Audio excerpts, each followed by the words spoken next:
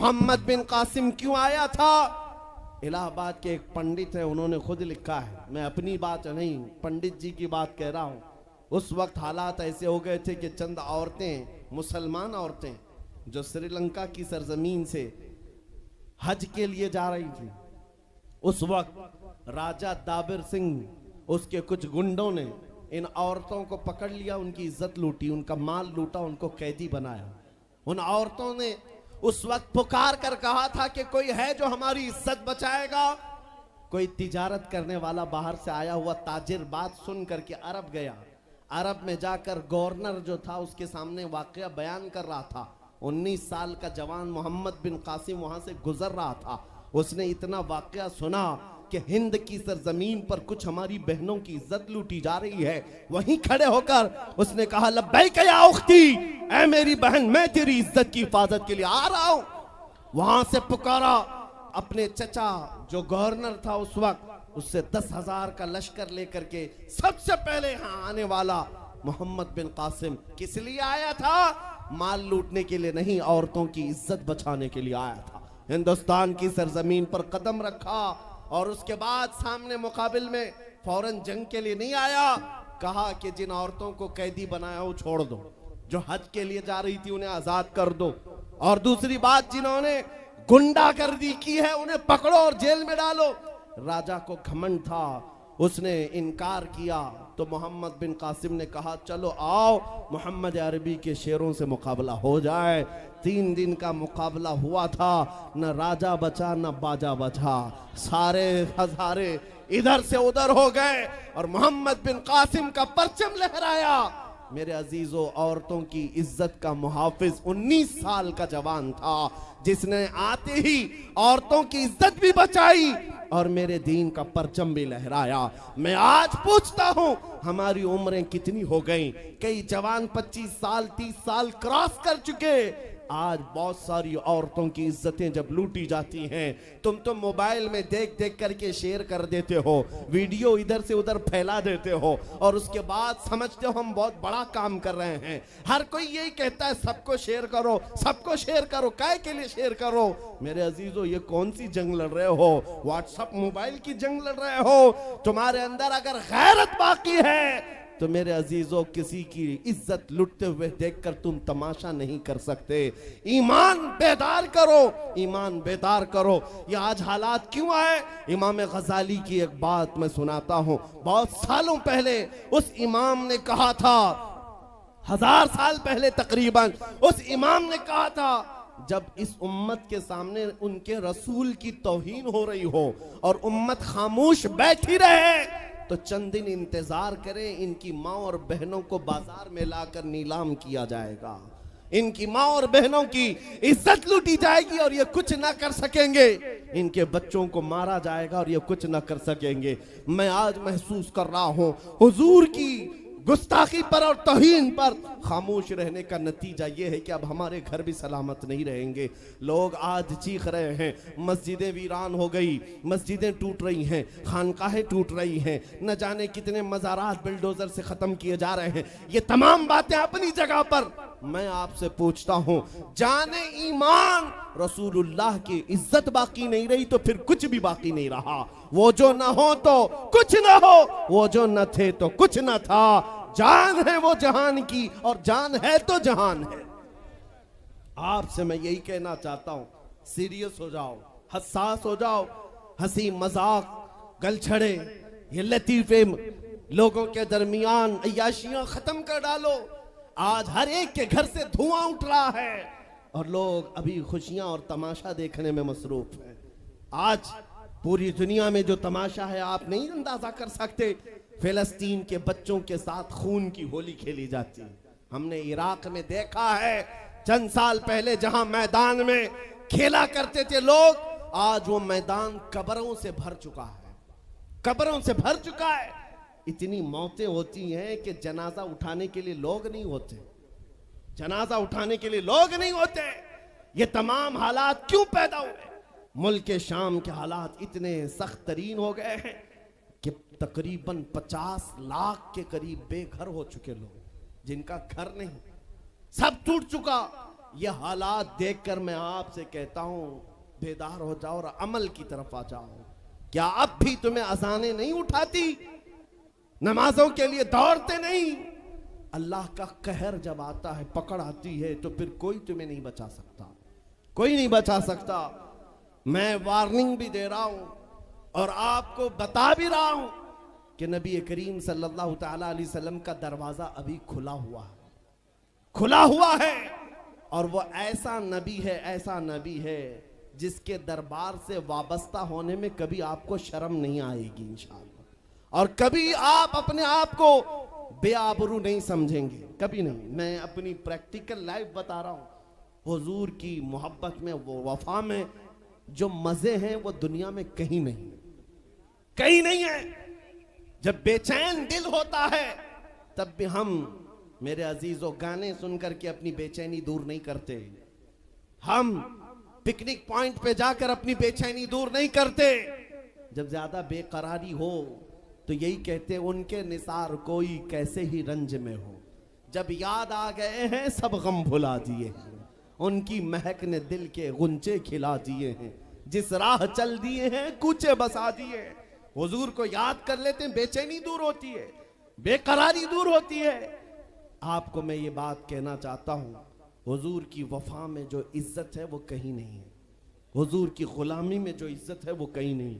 आज आपके दरमियान मैं यहाँ आया हूँ, फतेहपुर सिकरी पहली मर्तबा, लेकिन तुम्हारा जोश और जज्बा मेरे अजीजों, रात के 12 बजे के बाद मुझ जैसे एक अदना तालिब इल्म के इस्तेकबाल के लिए अगर इतना मजमा खड़ा है, जो खड़ा है खड़ा है, जिसको जगह नहीं वो भी, जिसको जगह है वो भी। क्यों? कोई बड़े पार्टी का नेता आया है क्या? किसी गवर्नमेंट का ओहदेदार आया है?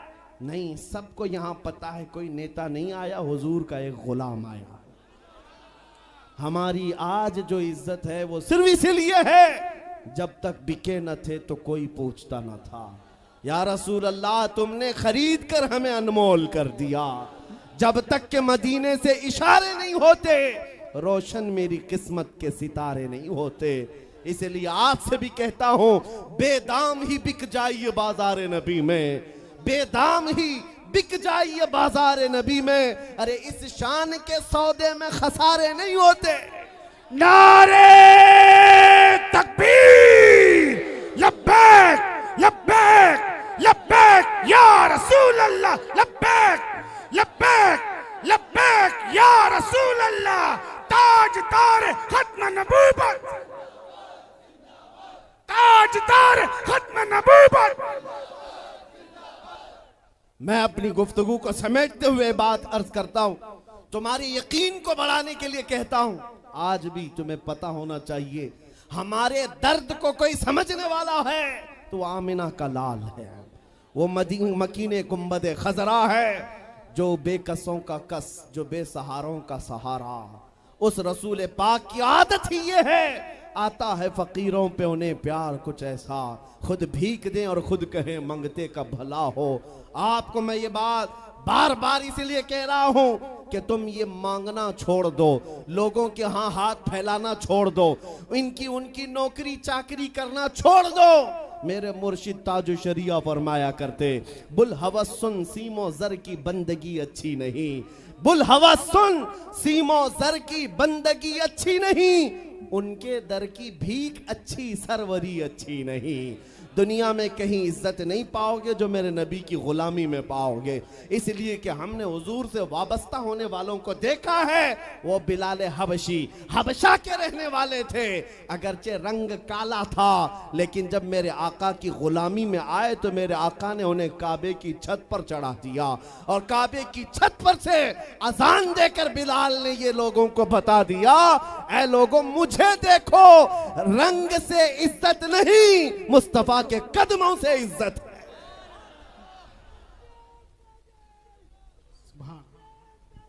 अजीजा ने ग्राम वकार, तवज्जो चाहता हूं, हुजूर की गुलामी में जो इज्जत है वो हमने देखी है। जो लोग सहाबा कराम, जो सहाबा कराम, सैयदना अमीरुल मोमिनीन उमर इब्न खत्ताब, जिनका हाल ये था 36 लाख स्क्वायर किलोमीटर पर तन्हा हुकूमत करते थे, उस वक्त मिस्र भी, शाम भी, यमन भी, इराक भी, फिलिस्तीन भी, अरब, ये 6 कंट्री पूरे मिलाकर तन्हा हजरत उमर की निगरानी में थे। और ऐसी निगरानी नहीं कि यहां बैठ करके बड़ी बड़ी मीटिंगें कर रहे हो और गरीब खस्ता हाल सो रहे हो। उस खलीफा इस्लाम का हाल ये था, वो मदीने में बैठकर खिलाफत कर रहा था और बड़ी दूर एक औरत अपनी बेटी से कह रही है कि आज थोड़ा दूध में पानी मिला ले। बेटी कहती नहीं, खलीफा उमर बिन खत्ताब की खिलाफत है, उमर इब्ने खत्ताब की खिलाफत है। घरों में तक उमर इब्ने खत्ताब की निगरानी थी।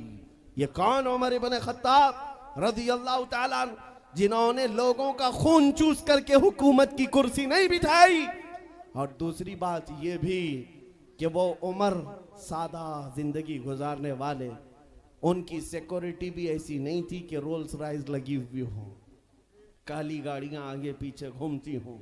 मेरे अजीजों, उस उमर इब्ने खत्ताब की बात कर रहा हूं। जब बैतुल मुकद्दस फतह हो गया तो वहां से हजरत अबू उबैदा बिन जर्राह ने खत लिख करके भेजा कि लोगों की ख्वाहिश है उमर इब्ने खत्ताब आप तशरीफ लाएं, बैतुल मुकद्दस की चाबी आपके हाथ में दी जाएगी, आप तशरीफ लाएं। तो उमर इब्ने खत्ताब रज़ियल्लाहु ताला अन्हु मदीने से चल पड़े अपना एक गुलाम लेकर के। लेकिन गुलाम और खुद होने के बाद एक ही घोड़ा था। तय ये कर लिया गुलाम के साथ कि 1 मील मैं बैठूंगा तू चलेगा और दूसरे मील तू बैठेगा मैं चलूंगा। ये शान उमर इब्ने खत्ताब रज़ियल्लाहु ताला अन्हु की। मैं क्यों कह रहा हूं अभी बताता हूं। और इस तरह से सफर कटता रहा। 1 मील खुद बैठते, 1 मील गुलाम बैठता था, क्योंकि उनके अदल के सामने किसी की नहीं चलती। फिर जब इत्तेफाक ऐसा है बैतुल मुकद्दस करीब आया, लोग सब देखने के लिए बाहर आए, लेकिन घोड़े पर बैठने की बारी गुलाम की थी और आपकी चलने की थी। बारी बारी है, गुलाम बैठा हुआ आ रहा है और खलीफा वक्त रस्सी पकड़ा हुआ आ रहा है। लोग दौड़े दौड़े आए, फिलिस्तीन के अमीरुल मोमिनीन कहकर नारा लगा रहे थे। तो जो मौजूद सहाबा थे उन्होंने बताया ये घोड़े पर बैठा हुआ अमीरुल मोमिनीन नहीं है, ये घोड़े की रस्सी पकड़कर जो आ रहा है वो अमीरुल मोमिनीन है। ईसाइयों ने पहली मर्तबा देख करके पूछा था, ए मुसलमानों क्या तुम्हारा बादशाह ऐसा भी होता है?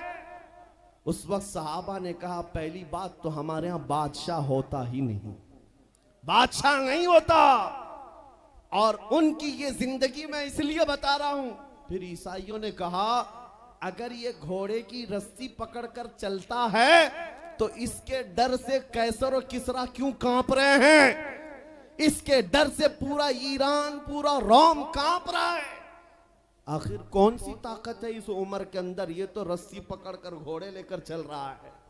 तब जानते हो मेरे अजीजों, उमर इब्ने खत्ताब रज़ियल्लाहु ताला अन्हु ने लोगों को जमा करके बताया, ऐ लोगों सुनो, मेरी हैसियत सिर्फ इतनी थी, मैं खत्ताब का बेटा उमर, बचपन में 2 बकरियां मुझसे नहीं संभाली जाती और मेरे बाप मुझे हर दिन मारते थे, बकरियां नहीं संभालनी आती। लेकिन आज गौर से देखो, आंख खोलकर, वही खत्ताब का बेटा उमर है। 36 लाख स्क्वायर किलोमीटर पर तन्हा हुकूमत करता है। इसलिए नहीं कि खत्ताब का बेटा उमर है, इसलिए कि मोहम्मद अरबी का गुलाम उमर है। नारे तकबीर, नारे रिसालत, मरहबा या मुस्तफा, मरहबा या मुस्तफा। अजीज़ान गिरामी औकार, मैं आपको कई मिसालों से बता सकता हूं। इज्जत सहाबा ने रसूलुल्लाह के कदमों से पाई है, इज्जत नबी पाक के कदमों से पाई है। आज जिस जलसे में जाएं, आला हजरत आला हजरत। अभी अगर मैं पूछूं इश्क मोहब्बत, इश्क मोहब्बत, आला हजरत आला हजरत, आपको बोलने की जरूरत ही नहीं। हर इलाके में सुन्नियों का मजमा खुद ही कहता है। हालांकि इस नारे का मतलब क्या है? इश्क मोहब्बत 2 लफ्ज हैं। जैसी ही इश्क पुकारा जाए, मोहब्बत पुकारी जाए, हर एक कहता है आला हजरत आला हजरत। मेरे अजीजों, ये बात इसलिए मैं कह रहा हूं, 100 साल गुजर जाने के बाद भी उस इमाम का नारा हर मजलिस की रौनक क्यों बना है?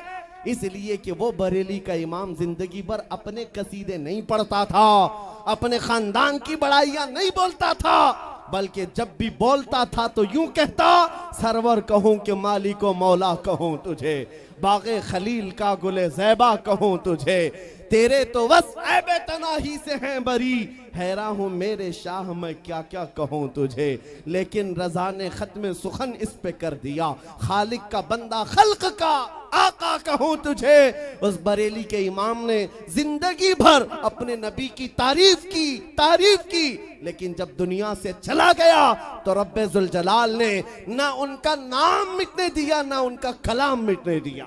सुभान अल्लाह, सुभान अल्लाह। इसलिए ये फार्मूला समझ करके चलो, जो हुजूर की बात करता है वो जिंदा रह जाता है। आज भी आपको ये कसीदा याद है, मौलाया सल्ली वसल्लिम दाइमन अबदा, सुने हो कि नहीं सुने हो?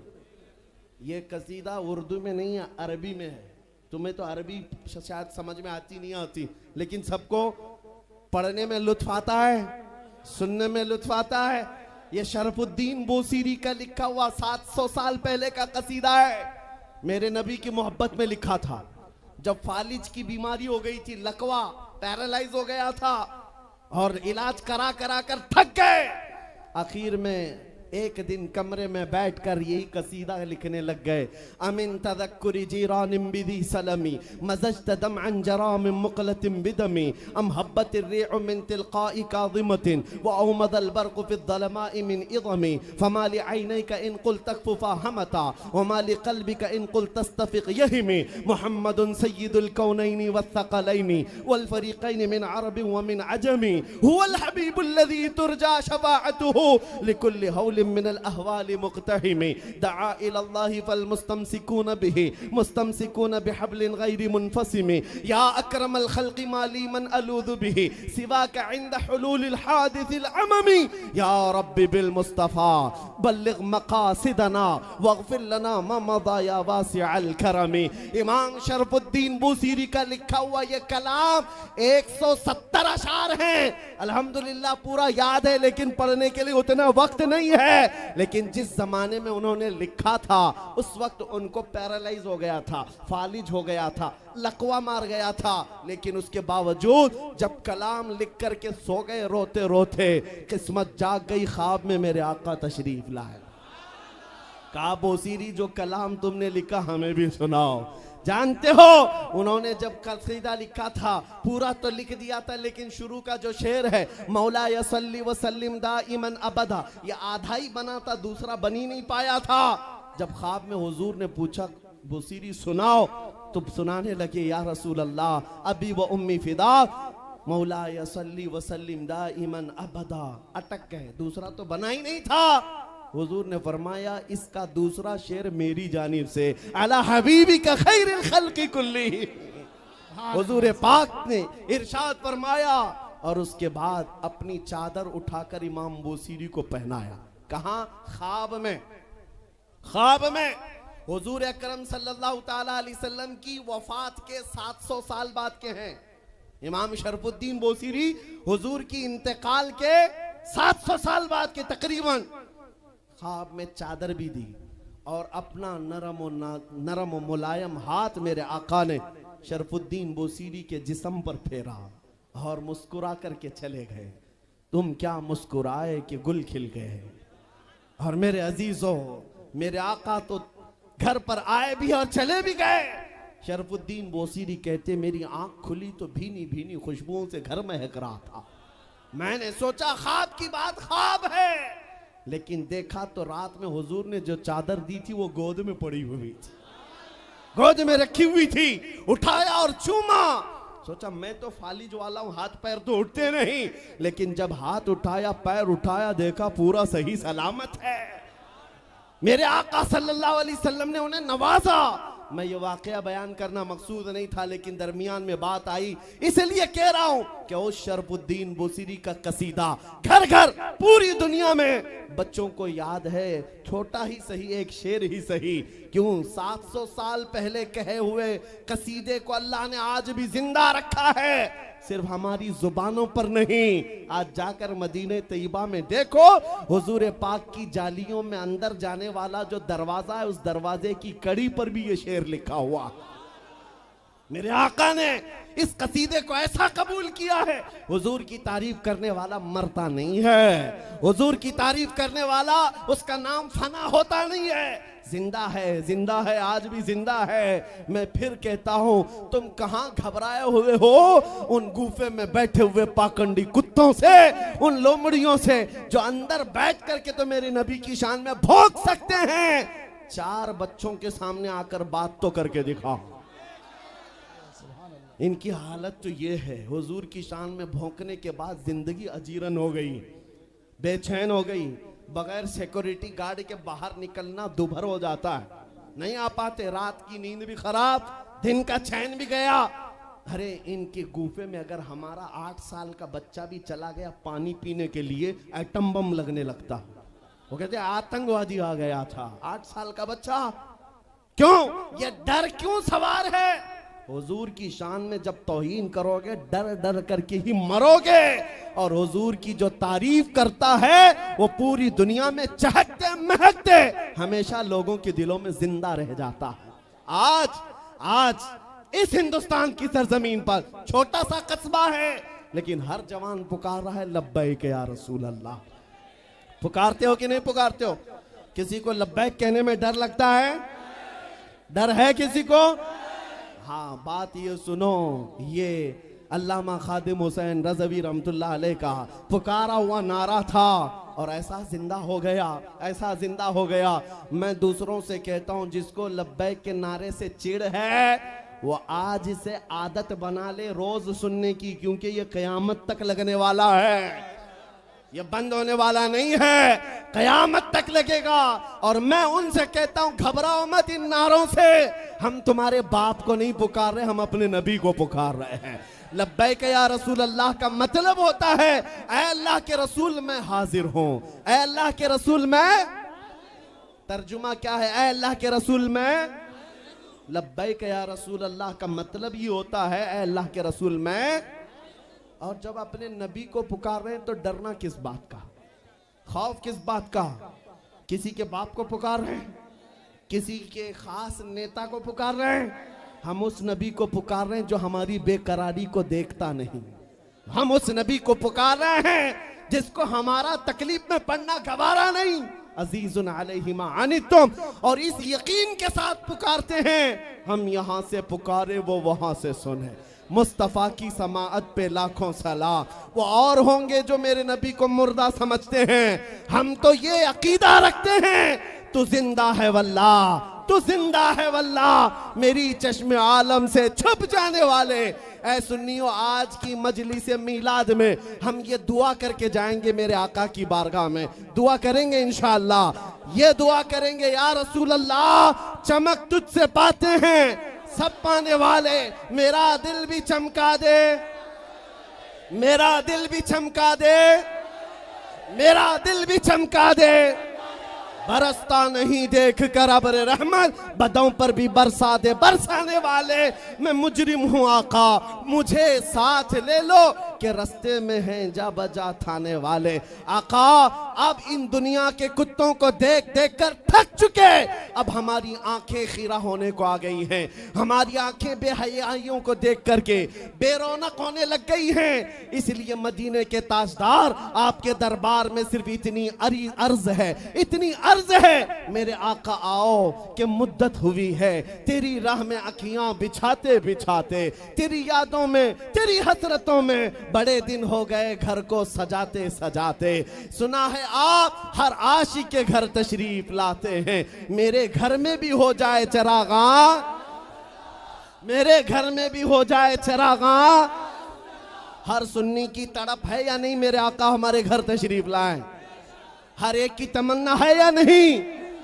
और हर उम्मती की ये तड़प है। तो सुनो, ये आज वादा करके जाओगे, अपनी मर्जी से नहीं जिएंगे, अपनी मर्जी से, किसकी मर्जी से? नबी की।